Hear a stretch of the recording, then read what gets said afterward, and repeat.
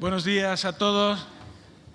La verdad que me apetecería dar algunas palabras de bienvenida, de introducción al foro y a esta reunión, pero lamentablemente mi papel en este momento en la mesa es bastante más desagradable, ¿no? Es el de llevar el riguroso y estricto control de los tiempos, porque el programa de este foro Binomio Agua-Energía 2023, pues como pueden ustedes comprobar, es sumamente ambicioso. Hay 38 ponentes concentrados en 2 días. Realmente no sé si vamos a lograr el objetivo de llegar hasta el final y en buen estado de salud, ¿no? Entonces, hemos decidido, pues eso, que venga a cada una de las mesas alguien fundamentalmente para controlar el tiempo y para no dilatarnos en exceso con las presentaciones de los diferentes ponentes, que es una pena, pero la verdad es que a la gran mayoría de ellos los conocen ustedes, son referentes en el ámbito del derecho público o del derecho de aguas o de cada una de las disciplinas de economía o de ingeniería que también tienen lugar en el programa.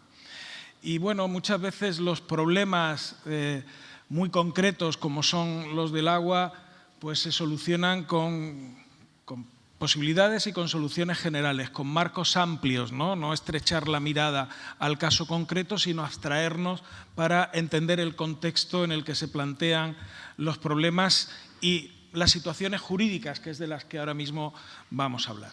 Bien, pues para introducirnos en esa legislación que es un poco transversal y que afecta desde luego al sector del agua, como es la de cambio climático, pues tenemos a 2 primeros espadas, 2 figuras del derecho público español, como son el profesor Esteve Pardo, catedrático de la Universidad de Barcelona, que ya se ha hecho referencia también como codirector e ideólogo de este foro, y al profesor Fran Villar Rojas, catedrático de Derecho Administrativo de la Universidad de Tenerife. Muchas gracias a los dos y sin más dilación, pues les cedo el uso de la palabra. Muchas gracias. Buenos días. Bueno, como impulsor de este foro, no a título personal, sino de mi universidad y de las personas, profesores y profesoras que colaboran conmigo, y no solo de la Universidad de Barcelona, pues debo manifestar mi satisfacción por el éxito patente del mismo, ¿no? La respuesta que ha tenido, ¿no? Que nos confirma claramente que estamos ante el tema adecuado, tema, no diré del momento, ¿no? Sino porque un poco para deshacer esa idea de supuesto oportunismo, que no es tal, sino que creemos que este es un tema actual y de futuro y cada vez más acuciante, que estamos en el lugar adecuado, es decir, en Almería, ¿no? En este territorio y en esta ciudad en la cual pues convergen pues todas estas fuerzas, ¿no? Y todas estas expectativas en torno a este binomio de agua y energía, y que estamos también ante la persona adecuada, ¿no? Que es Esteban Arimain como director del foro, ¿no? Cuyos resultados comienzan a estar a la vista. Bueno, en este tema que aborda el foro, el de agua y energía, pero no solamente en este tema, las regulaciones jurídicas, las regulaciones legales, las decisiones políticas, ¿no? Que serían un poco las cuestiones que primeramente nos ocupaban o nos interesaban a los promotores de este foro, están y van a estar más imbricadas por condicionantes marcados por los conocimientos científicos y las aplicaciones tecnológicas. Es decir, la relación entre el derecho y la ciencia se va a hacer cada vez más promiscua. Es decir, vamos a estar continuamente, las regulaciones legales, ¿no? Las determinaciones, decisiones políticas, decisiones regulatorias van a estar cada vez más condicionadas por los conocimientos de la ciencia o por las aplicaciones tecnológicas que se nos ofrezcan. Esta es una realidad que se hace todavía más patente ante un reto colosal, un reto planetario, que tenemos planteados, que es el que se ha dado en llamar el cambio climático. Con relación al cambio climático, podemos advertir tres percepciones, o podríamos decir tres lecturas sobre esta realidad, sobre este fenómeno. Podríamos distinguir entre una lectura científica, podríamos distinguir una lectura social, es decir, cuál es la percepción de la sociedad sobre el cambio climático, y podríamos distinguir también pues, una lectura jurídica, legal, ¿no? La respuesta a este problemático. Debo decir que, como apuntaba antes, este foro fue inicialmente promovido por juristas, ¿no? Como es la condición que tenemos pues tanto el director como los otros codirectores o impulsores del foro y el grupo iniciático, pero somos plenamente conscientes, ¿no? De que necesitamos, ¿no? Y cualquier tipo de regulación jurídica o política necesita ahora de ese diálogo con la ciencia, de ese diálogo con la tecnología, de ese diálogo con la economía, ¿no? Estamos hablando de sectores fuertemente tecnologizados, ¿no? Y por tanto hemos tratado de dar entrada a personas expertas en esta materia. Bueno, pues como les decía, quería recordar esta idea de este momento iniciático del foro. Con relación al cambio climático existen estas tres lecturas, la científica, la social y finalmente la legal, la jurídica, es decir, cómo el derecho, cómo percibe el cambio climático y qué tipo de respuesta trata de darle, ¿no?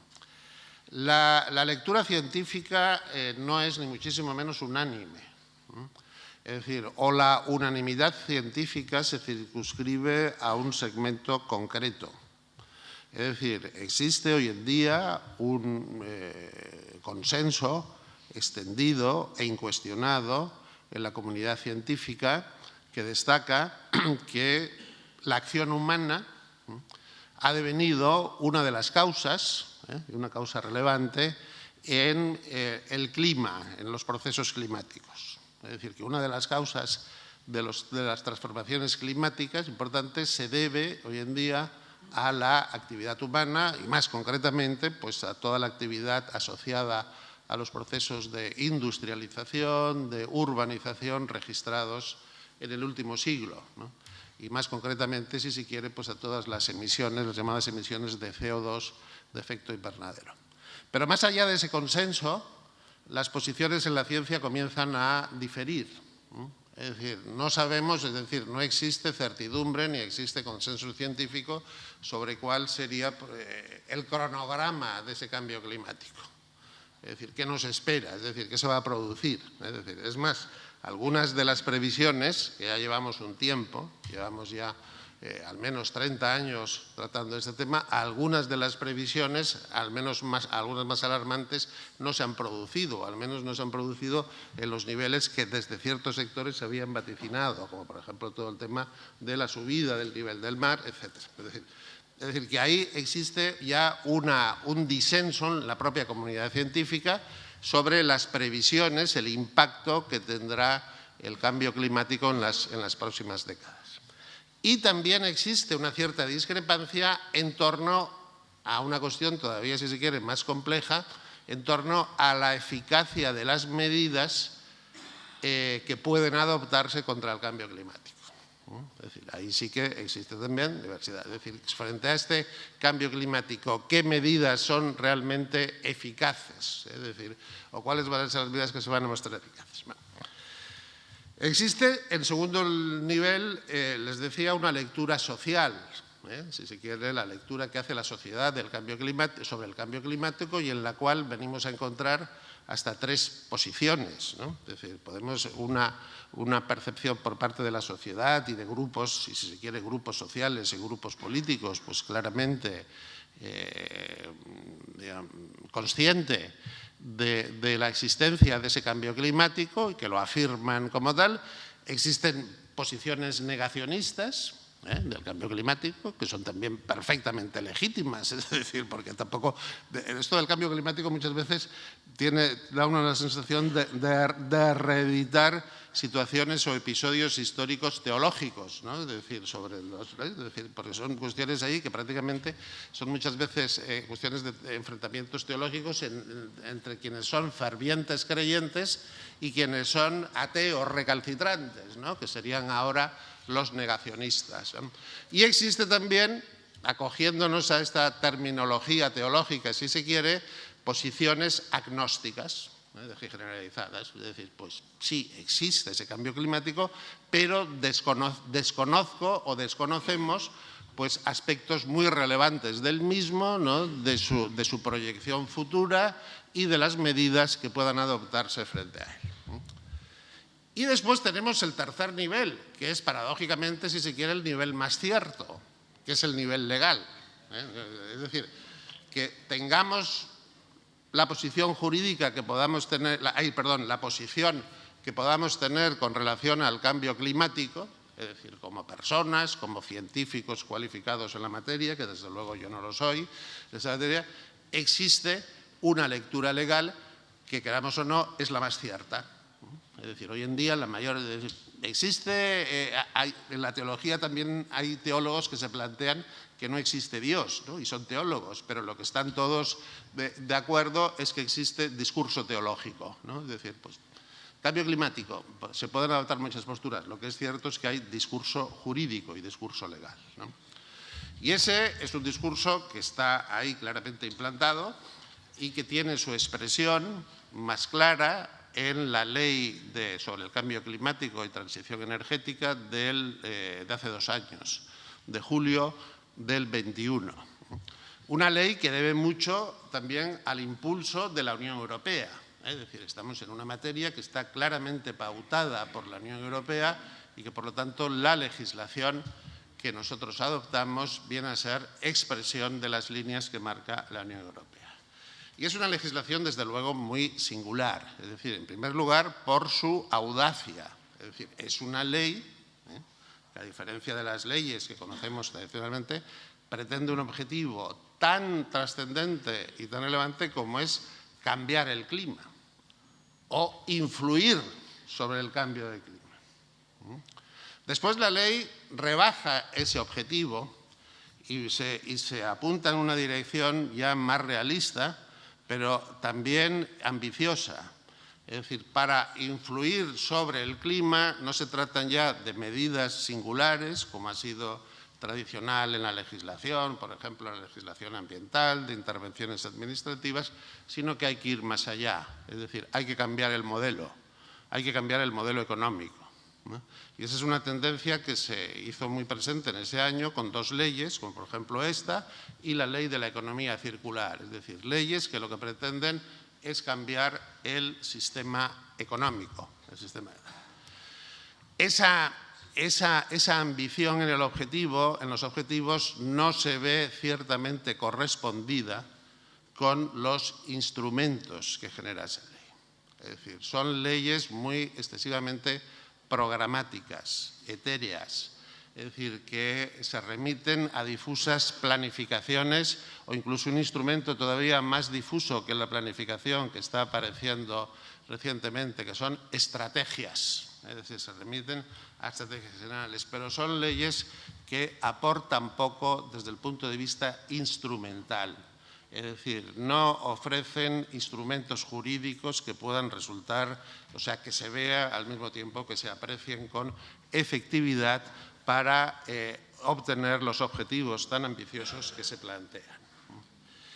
Y de esa ley, de esa legislación, yo simplemente ahora, como comenzamos a estar limitados de tiempo y quiero reducir mi intervención, destacaría las que a mí me parecen, o las que son, digamos, para tener una lectura sintética de esa legislación, lo que son sus 3 orientaciones fundamentales. Es decir, esa ley prevé, y en principio pues parece que hacia ahí se orienta toda la legislación del cambio climático, aquí y en Europa, prevé una serie de medidas orientadas a realizar esa transición económica, que es una transición energética.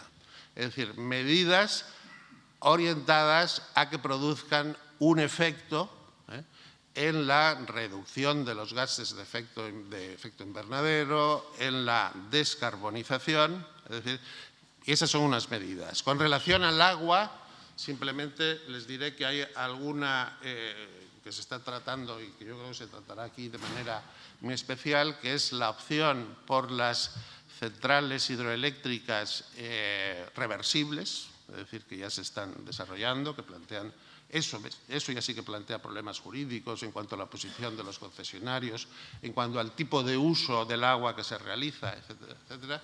Y hay otra medida que está todavía mucho menos desarrollada, que es la utilización de los fluentes en los servicios, sobre todo de carácter municipal, de abastecimiento de agua y en general también en los procesos de depuración, utilizar esas aguas, esos fluentes y tal, como modo también de generación de energía. Es decir, es un objetivo que está menos desarrollado.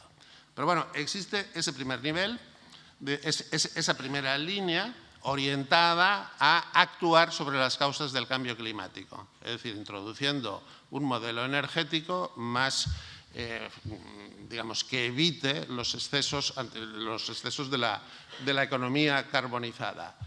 Segunda línea, el cambio climático se va a seguir produciendo y hay que adoptar una serie de medidas de mitigación de los efectos del cambio climático.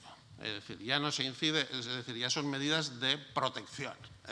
Es decir, podemos influir sobre eso, digamos, pero ese cambio climático se va a seguir produciendo y, por lo tanto, nos tenemos que proteger y nos tenemos que cubrir, ¿no? Entonces, aquí se prevén toda una serie de medidas de mitigación del cambio climático, en las cuales aquí uno de los puntos fundamentales también es el sector agrícola, es decir, los posibles riesgos que puedan registrarse en todos estos temas que aquí se tratarán en cuanto a reducción de acuíferos, reducción de caudales, etcétera.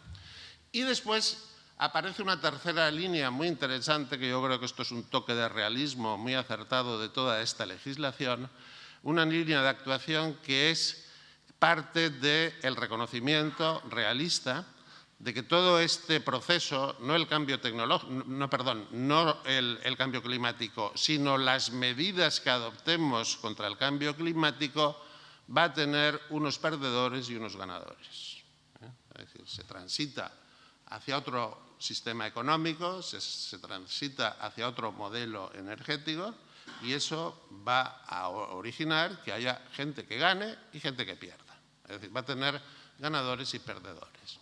Y esto es, yo creo, una reflexión muy acertada desde la Unión Europea y ya es suficiente con que esto se perciba, es decir, yo creo que esto ya es muy importante, pero también establece o se prevén una serie de instrumentos en esa línea, que son las que se conocen como medidas de transición justa. O sea que tenemos tres tipos de medidas: medidas de reducción, medidas de transformación del sistema, medidas de protección frente al cambio climático y medidas de transición justa. Y se contemplan ahí una serie de fórmulas, como son los llamados convenios de transición justa, que no estoy aquí en condiciones de explicar, y doy por finalizada mi intervención, ¿no?, con estas, tratando de ajustarme a los tiempos y agradeciendo sobre todo su atención. Muchas gracias.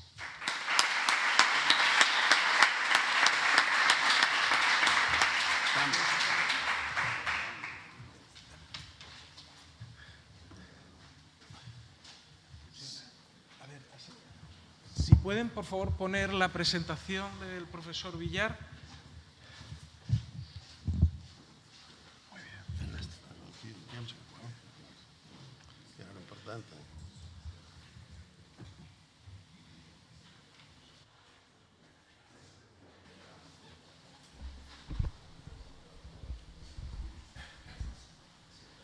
Bien, buenos días. En primer lugar, mi agradecimiento a los organizadores por permitirme participar en este foro y estar con ustedes y con queridos colegas estos días del foro. Y nada más, tenemos poco tiempo, así que me disculpan.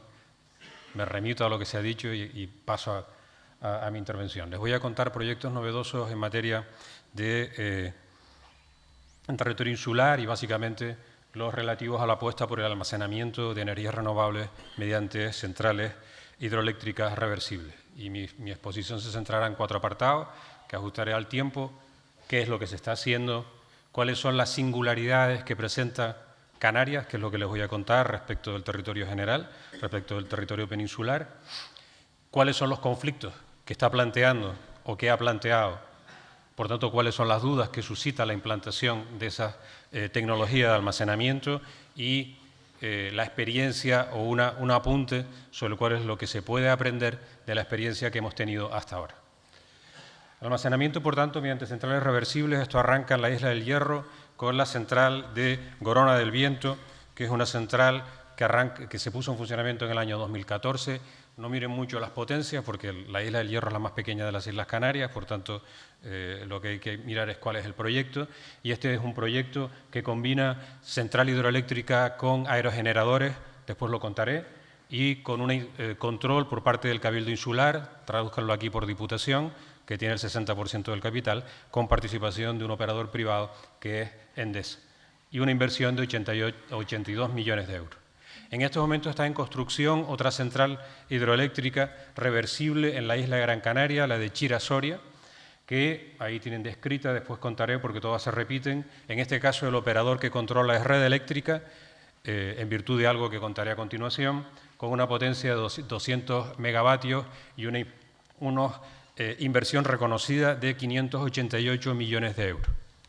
Y como lo que ocurre en Gran Canaria se tiene que reproducir en Tenerife, por si a alguno le suena eso que se llama el pleito insular en mi tierra, pues este año, que no es año electoral, ha salido a la palestra que se va a hacer lo mismo que en Gran Canaria, pero en el barranco de Güímar. El dibujo es mucho más impreciso porque es que todo esto está en fase de idea. Sorprendentemente, los mismos 200 megavatios y el operador seguirá siendo Red Eléctrica.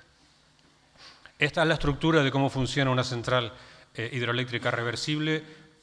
Lo haré desde el punto de vista jurídico, perdónenme los técnicos, pero esto es relativamente sencillo. Tenemos 2 depósitos, uno alto y uno bajo, y se trata de subir agua desde el depósito bajo al depósito alto, para lo cual se utiliza energía renovable en horas valle. Por tanto, lo que no podemos incorporar a la red, aprovechamos para bombear agua al depósito alto, y cuando necesitamos demanda de energía se deja caer y funciona como un aprovechamiento hidráulico, con la diferencia de que aquí no hay río, esto es un agua embalsada y por tanto esto es una central eléctrica hidroeléctrica reversible. Se utiliza una planta desaladora para las pérdidas que pueda tener el sistema, y esa planta desaladora funciona con energía renovable, básicamente eólica. La primera característica, es muy rápido, de cosas que hay que tener en cuenta para entender este proceso, es que Canarias, a diferencia de la península, aunque se habla en las normas del sistema eléctrico insular, eso no existe.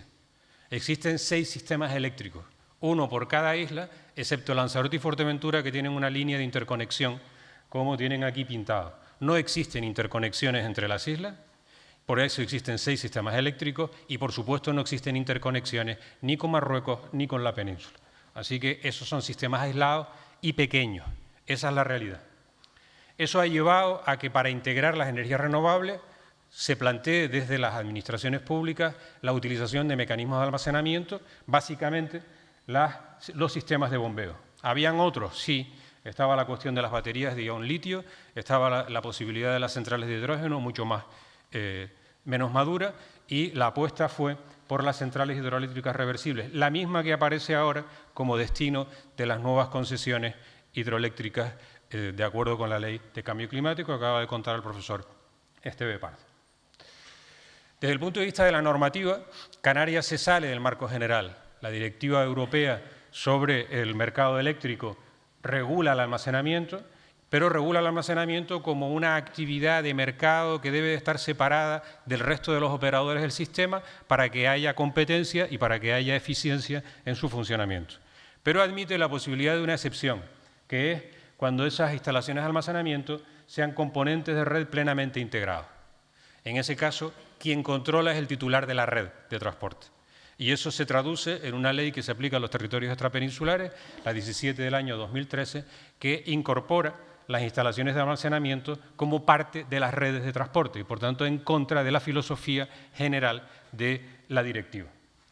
Eso explica que Chira-Soria y la futura central de Tenerife sean controladas, sean de la titularidad de Red Eléctrica y no de un operador privado, de cualquier otro operador. Por supuesto, el régimen retributivo de la producción en Canarias tiene que tener en cuenta que es mucho más costoso producir en las islas energía que en el resto de la península, pero que hay que garantizar una igualdad tarifaria de los ciudadanos respecto de los del territorio nacional y, por tanto, lo que se llaman los extracostes de los territorios no peninsulares que aparecen en la factura de la electricidad que pagamos todos.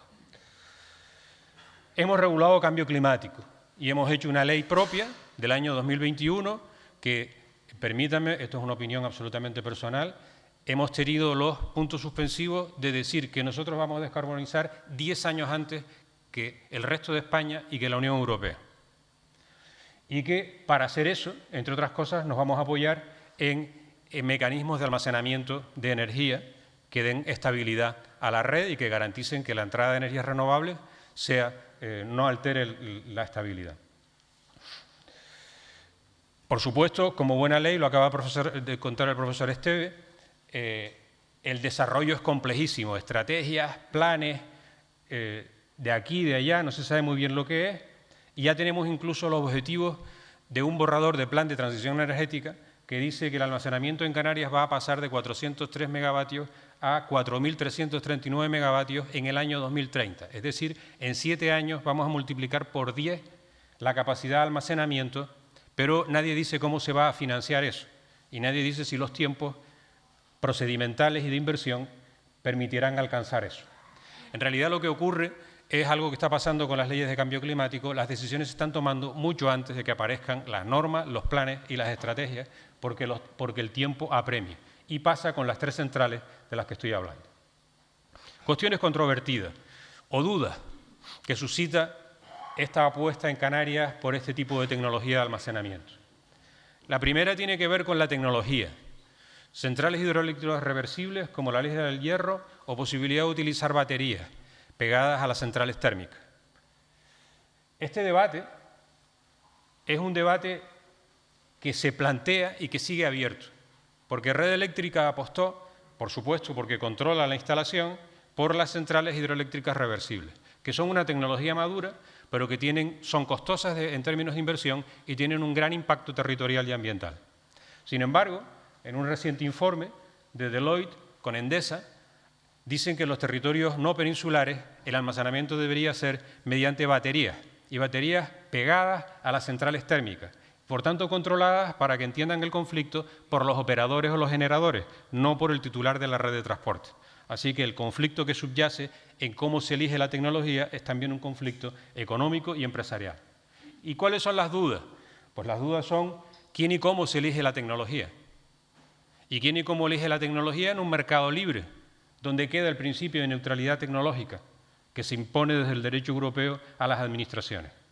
Y en segundo lugar, cuando tardamos tanto en autorizar una instalación, que es lo que está ocurriendo en Canarias en este momento, lo que se está discutiendo de la central de Chira-Soria en Gran Canaria, ¿hay alguna manera de adaptarse a que la tecnología cambie? Es que la decisión de Chira-Soria es del año 2006 y la tecnología ha cambiado mucho, pero todavía no ha empezado a moverse una piedra. Pero esos costes hundidos se van a quedar ahí. ¿Hay alguna manera de adaptarse a la evolución tecnológica? ¿Quieren que lo lean? Porque no me deja pasar.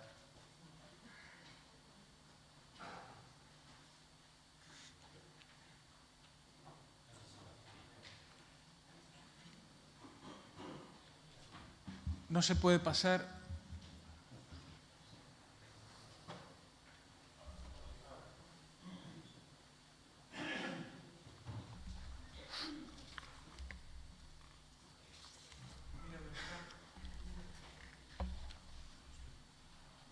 Segunda gran cuestión, la localización. En Gran Canaria, respecto de Chira-Soria, renovables de verdad, no destruidas, no Chira-Soria, que en realidad es una manifestación particular en las islas del fenómeno de rechazo a las fotovoltaicas y a las eólicas. Renovables sí, pero no así, que tampoco sabemos muy bien qué es lo que significa eso. La cuestión es dónde instalar las centrales. ¿Es eso polémico? Claro que ha sido polémico. Hasta tal punto es polémico que en Canarias tenemos 3 maneras de decidir esto. Se puede decidir a través de las previsiones de la ley del sector eléctrico, que en definitiva es la declaración de interés general del proyecto. Y en su caso no me hace falta la licencia municipal, en su caso no tengo que respetar el planeamiento. En segundo lugar, la ley urbanística, que es la ley del suelo, dijo esto deberían hacerlo los cabildos, que son los que mandan en la isla y por tanto que tendrán una visión territorial a través de los planes insulares, pero tardamos 15 años en hacer un plan insular. Y en tercer lugar, tenemos la ley de cambio climático, que ha dicho esto lo decidirá el plan de transición energético, que con el mejor de los casos estará aprobado en el año 2026, pero queremos transformar el modelo en el año 2030. Y después tenemos los criterios de evaluación, de los que les hablarán después y por tanto me los salto, la necesidad de simplificación. Yo creo que el almacenamiento, decidir dónde colocas una central, genera el mismo conflicto territorial y ambiental que la fotovoltaica y que la eólica, hay que tenerlo en cuenta. En segundo lugar, que esto es fundamental para la transición energética y que algo habrá que hacer. En tercer lugar, quizás lo que hay que hacer probablemente es una regulación especial que tenga un procedimiento simplificado, que pondere hasta dónde va a llegar la evaluación ambiental y que tenga un título administrativo único. Y aún así tardará tiempo, pero necesitamos agilizar el proceso. Y por supuesto, lo de pensar que esto lo vamos a hacer con un plan previo y no se va a hacer nada hasta que esté hecho el plan, la experiencia española es que eso hay que descartarlo. ¿Cómo se financia? Tercera cuestión, ya voy hacia el final. Les pongo esto para que les llame la atención, ¿no? Europa no ha dado un euro, ¿vale? Así salió y es verdad. Corona del Viento, 82 millones de euros, 35 millones con cargo a los presupuestos generales del Estado. Se le paga como generador a la planta, ¿vale? Por tanto, como vendedor de energía. Chira-Soria, el coste ha pasado de 320 millones de euros a 618, aunque solo les han reconocido de momento 588. Ya está la retribución publicada y fijada por la Administración y se calculan 72 millones de euros al año con costes regulados. Y Barrancos de Güímar, la previsión de esa idea son 800 millones de inversión. Así que las preguntas son, ¿cómo y quién asume el coste de estas inversiones? Presupuestos generales, el operador, ¿se repercutirá en la tarifa? ¿En qué tarifa?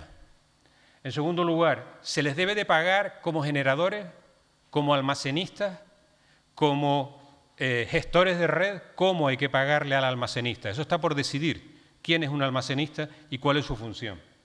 Y nos vamos a poner a comparar el coste de la energía en almacenamiento con el coste de la energía en centrales térmicas con productos derivados del petróleo, o eso lo dejamos de lado. Eso es importante en términos de saber la eficiencia económica de lo que estamos haciendo. Por supuesto, la Ley de Cambio Climático de Canarias nada dice sobre esto. ¿Y cuál es la reflexión final y la idea final que les quiero transmitir? Bueno, lo que se pone de manifiesto en Canarias es que, aunque no se cuenta, hacen falta centrales de respaldo. Y no se cuenta porque se habla, como todo el discurso que tiene que ver con este asunto, de que vamos a conseguir la autosuficiencia. Esto va a desaparecer, que son las centrales de diésel, porque en Canarias usamos diésel. Las centrales de diésel de Gran Canaria y Tenerife, que concentran la mayor parte de la población y la actividad económica, va a desaparecer en el año 2030. ¿Cuál es la experiencia? Garona del Viento en el Hierro, 2020. Consiguió atender durante 54 días el 100% de las necesidades eléctricas de la isla. ¿Y el resto? El resto, la central diésel de los llanos de toda la vida. Y Chira-Soria, los números dicen que en el mejor de los casos atenderá el 35% del consumo de la isla de Gran Canaria. Y el resto, lo que aporte la energía renovable y, por supuesto, la central de Ginamar y la central de San Bartolomé de Tirajana. Evidentemente se dice que aún así, como se retira CO2 y por tanto se contribuye menos, hay que ponerlo en valor y hay que ponerlo en valor, sin duda. No soy yo el que está diciendo lo contrario, pero hay que ajustar las cosas a cuál es la realidad. Y si ponemos más aerogeneradores y ponemos más centrales reversibles o las ampliamos, ¿solventaríamos este problema? ¿Podríamos ser autosuficientes en términos de energía renovable? La respuesta es no en el estado de la tecnología actual. No, porque al final las centrales eléctricas reversibles o hidroeléctricas reversibles también se paran, porque dependen de energías renovables. y cuando no hay viento o cuando no hay sol, la capacidad puede durar 3 o 4 días y se para. Por tanto, hacen falta instalaciones o centrales de respaldo. A regañadientes, el legislador canario lo reconoció en el 45.1 y dijo, excepcionalmente se podrán autorizar nuevos grupos, claro, o mantener los que ya están, claro, porque nadie renuncia a dar al interruptor y seguir teniendo luz sin que hayan cortes de luz. Por tanto, eso habrá que garantizarlo de alguna manera. ¿Cuáles son las consecuencias para el sistema eléctrico canario? Y voy acabando, un minuto más.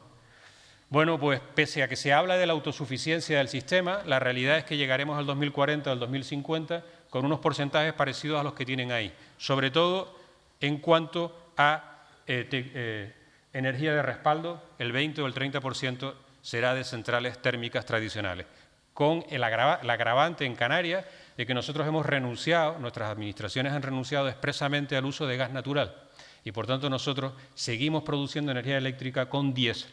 La transición se seguirá haciendo con energía derivada del petróleo, la más contaminante, que es el diésel, porque hemos renunciado a la transición mediante gas. Cierro. El almacenamiento es un medio imprescindible para la transición, sin duda. En la península se refuerza también con la ampliación y mejora de las redes de transporte. En las islas no, por lo que les conté antes, falta de interconexiones. Las centrales hidroeléctricas son una de las modalidades de almacenamiento, pero hay otras que igual son menos costosas o igual tienen sobre todo menos impacto ambiental y por tanto menos rechazo social, que es un elemento fundamental. En tercer lugar, el almacenamiento no es suficiente para eliminar la producción de energía con centrales clásicas y, en último lugar, respecto de la comparación de Canarias con Europa, Europa dice que el almacenamiento debe desarrollarse como una actividad privada, en régimen de mercado, en régimen de competencia. En Canarias, con este peso que le hemos dado a que las centrales hidroeléctricas reversibles las controle Red Eléctrica de España, parece que estamos yendo exactamente en el sentido contrario hacia un sistema planificado, controlado públicamente e intensamente regulado, que contrasta con la idea que nos viene del derecho europeo. Y nada más, siento haberme extendido. Muchas gracias.